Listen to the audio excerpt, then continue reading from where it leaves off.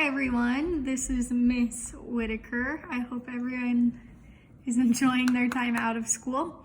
But it's gonna be a little tricky doing stuff online. So the way that we're setting up our math classes for secondary math 2 is on Canvas.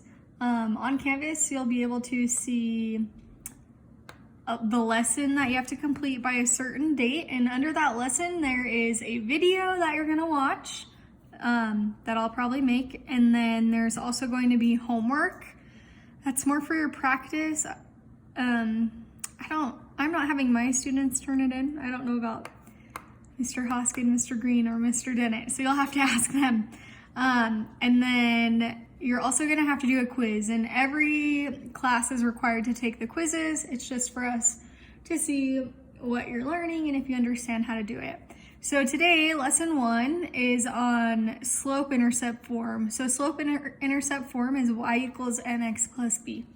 Now, you've probably seen this before. Actually, I know you've seen this before, even in junior high, and we're gonna talk about it again today. So this is mostly a review. So watch this short video and then you can get started on your homework or your quiz.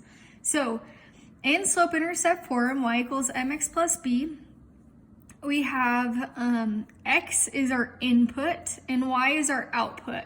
So x and y, they're gonna change depending on what value or what numbers you're plugging in.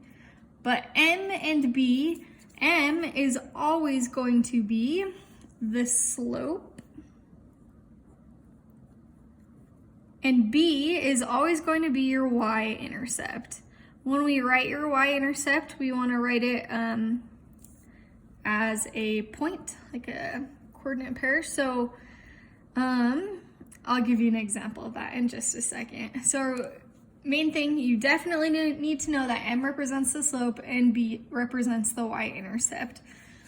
So if I were to give you a problem like this, and I asked you to identify the slope and the y-intercept, this guy would be our slope. So our slope is going to be equal to -2, and your y-intercept is on the end. And we always want to write it as a coordinate pair, so it's going to be 0, 3.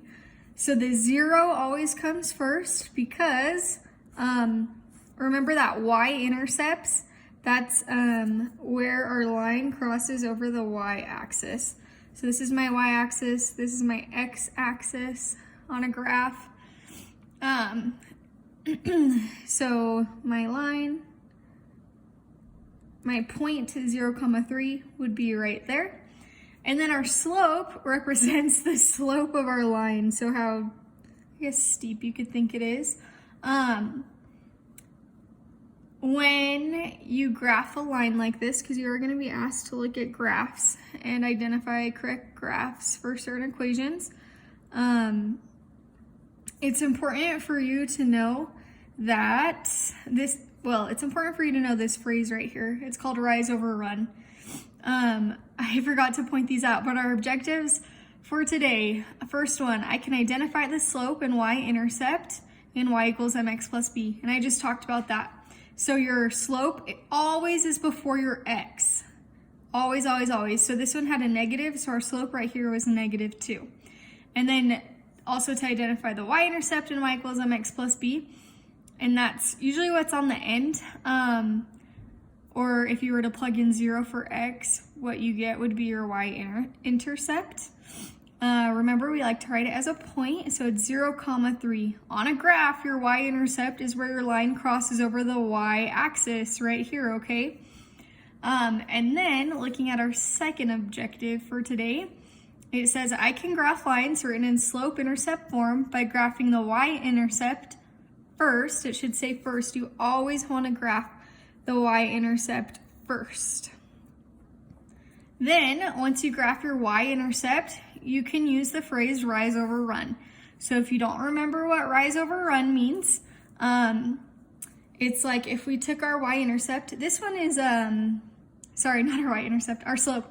This one's a whole number, and so if we were to write this as a fraction, -2, it'd be -2 over 1. So if we lined this up with rise over run,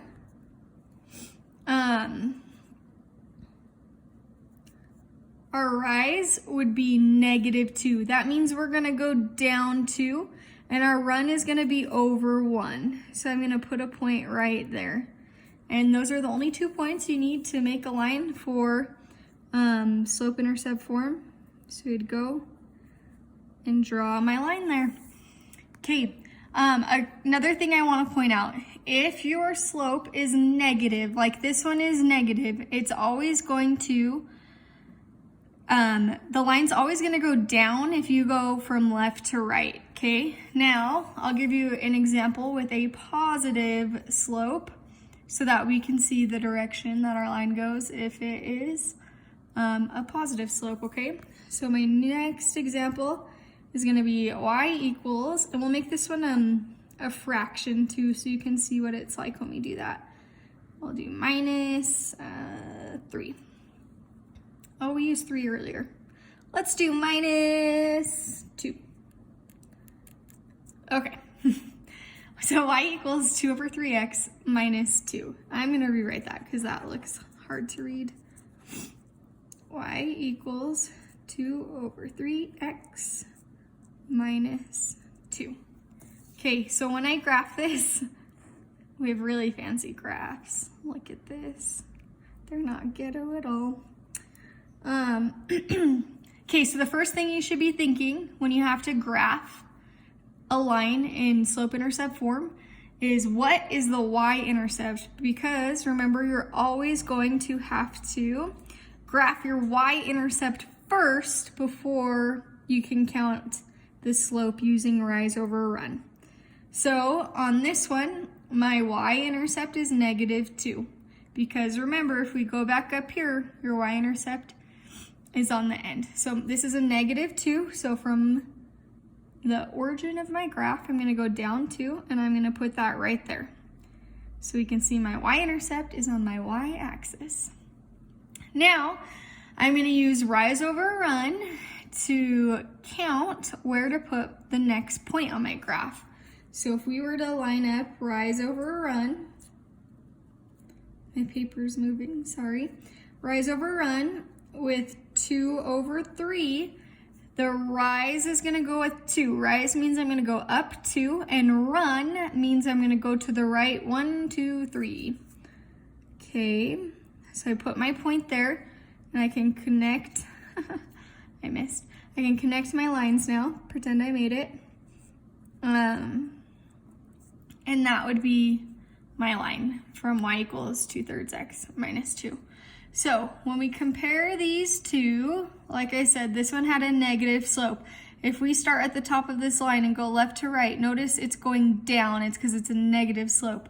But if I start on this line left to right, it's going up because I have a positive slope.